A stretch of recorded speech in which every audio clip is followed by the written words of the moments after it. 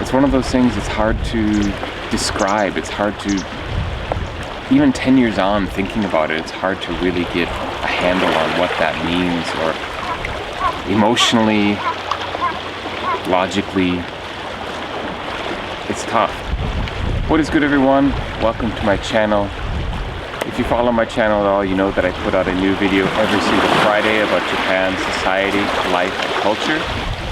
And today is not Friday. So today is actually a special video that I'm putting out on Thursday because today is a very important anniversary. It's an anniversary of the type of event where you always remember where you were, what you were doing, the minute details of the things that led up to the event, and the details of the aftermath. I'm talking, of course, about the great Tohoku Earthquake that happened on March 11th, 2011, making today the 10-year anniversary.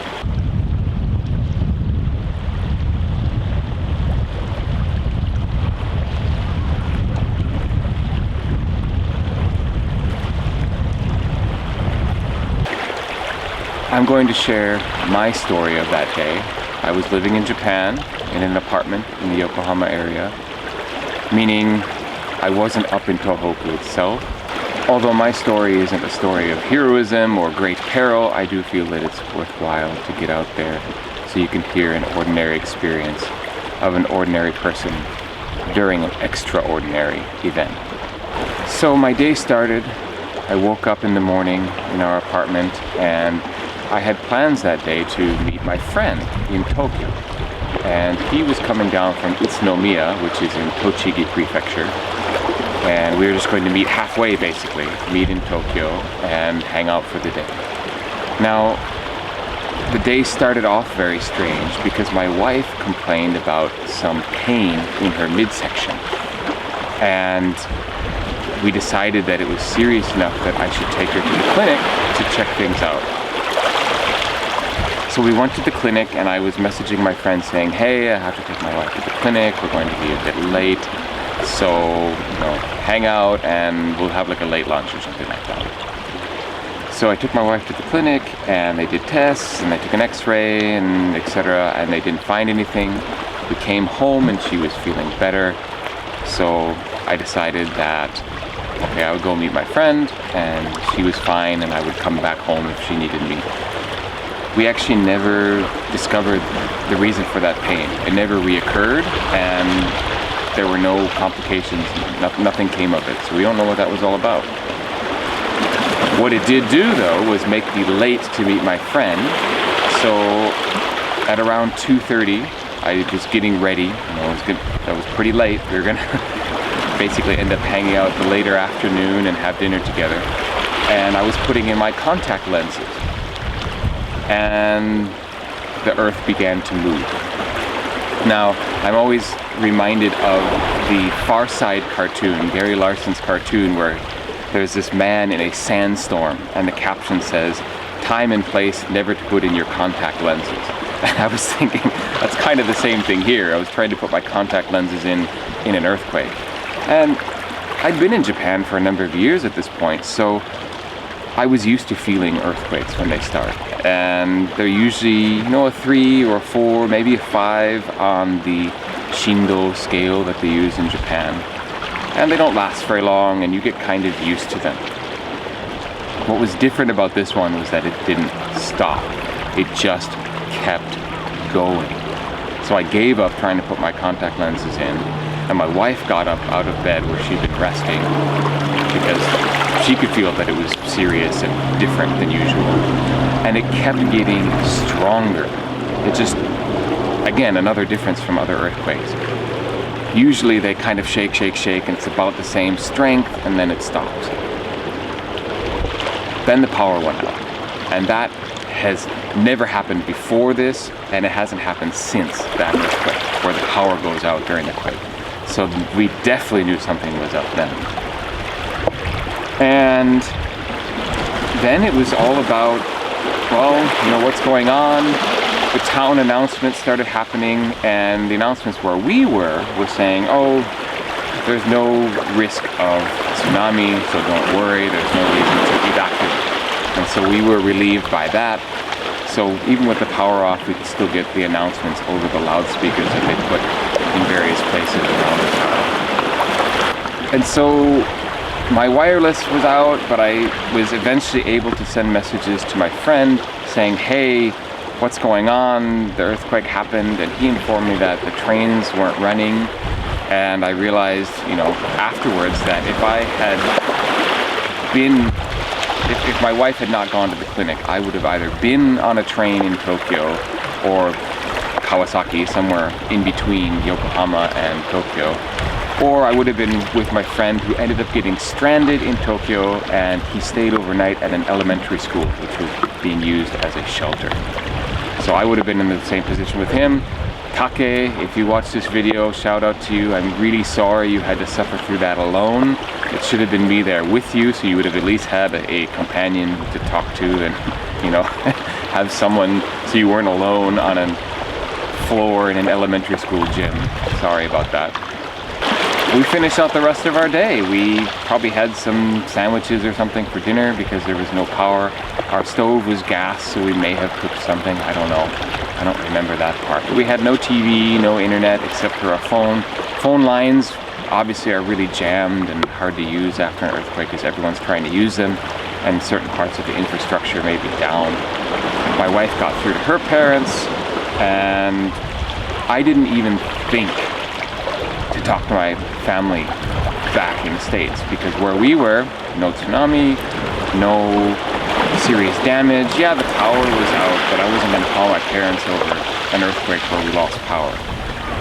And that's the thing, without TV and internet, we didn't really know what was going on. And it was about 1:30 a.m. when I woke up to realize that our hall light was on. Okay, great, the power's back on. I got up, turned the light out, went back to sleep, somehow slept through all of the messages and phone calls that my family was doing to try to get a hold of me, because they knew well before we did what was going on. So we basically woke up the next morning on March 12th to the horrible images that we've all seen, and you can still find on YouTube if you want to go watch them. Certainly the Japanese media right now with the anniversary are playing a lot of people's stories. They're doing reenactments through CG. There's been a lot of research and study about what exactly happened, so they've recreated the scenarios so we can learn from them. And what's most striking is the people's stories, talking to people who, finding about their lives 10 years on. I was watching last night, one woman was talking about, she was in a memorial place, and there were all these the Buddhist memorial plaques with the photographs of the tsunami and earthquake victims. And this woman was saying, I know every single person in this room, and they all disappeared in the span of an hour or two. And that's, it's tough, and I wasn't even there, there.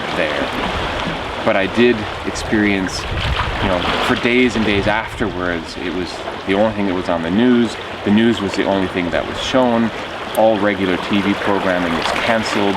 There were no commercials. The only commercials that happened were by a non-profit group known as AC Japan, and it was basically these commercials like, be kind to one another, treat everyone nicely, we're all going through a hard time sort of thing. And those commercials today, and like the AC Japan jingle where it goes AC or AC Japan, like when people hear that, there's actually people who get PTSD from just hearing that, because that was played again and again in lieu of commercial breaks during, I want to say it was at least 2-3 weeks afterwards before they started to kind of slowly reintroduce regular TV programming. And even though, and this is actually an important point, I made a whole video about this which I'll link below, but even though we were down in Yokohama, the Yokohama-Tokyo greater megalopolis area did not have staple supplies for about a week. The store shelves were just bare, like everything was bought out. There were big lines at the gas stands for gasoline, and it was crazy.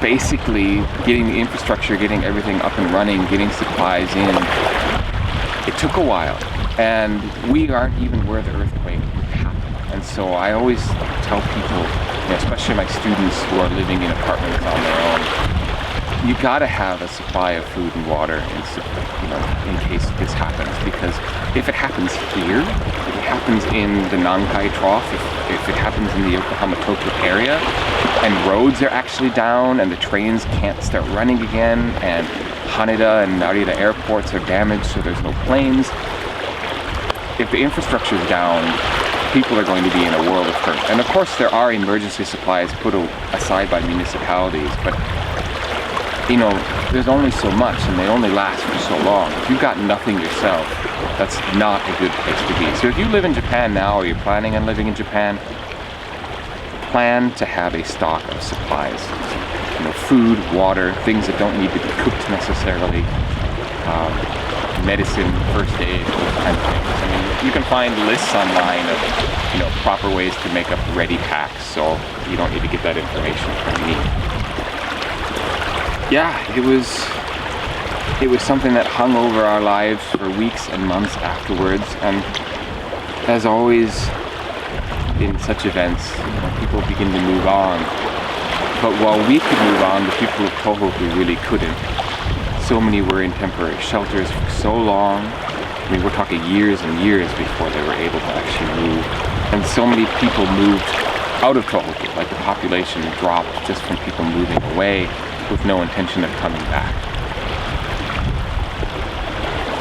But I don't want to make this too much of a generalized video. I wanted to share my story. In retrospect, if I'd been smart, I would have gone out to our car, which had a television function within the Navi system, and I could have gotten all the updates I needed. I could have known what was going on, and I could have called my family. But I'm wiser. I learned from the event, and now if something like that happens again, I will be sure to use that function. Of course, if it happens here, then it becomes even more important that I'm in contact with my family, letting them know what's going on. I'm not even touching on the nuclear incident. I'll say briefly that I learned more about nuclear energy within the span of 5 to 10 days than I ever thought I'd learn in my life. In the end, I came out with some pretty interesting views about it. I think I might do a video about that someday, but not today. As it stands, I would like you to take a few moments out of your day on Thursday to remember the families, the victims, not just of the earthquake and tsunami, but of what took place after that, the grieving and the attempt to move on with their lives. Give some thought to those people today. That's all I've got to say. Thank you for watching, and I'll see you on my next video. Peace.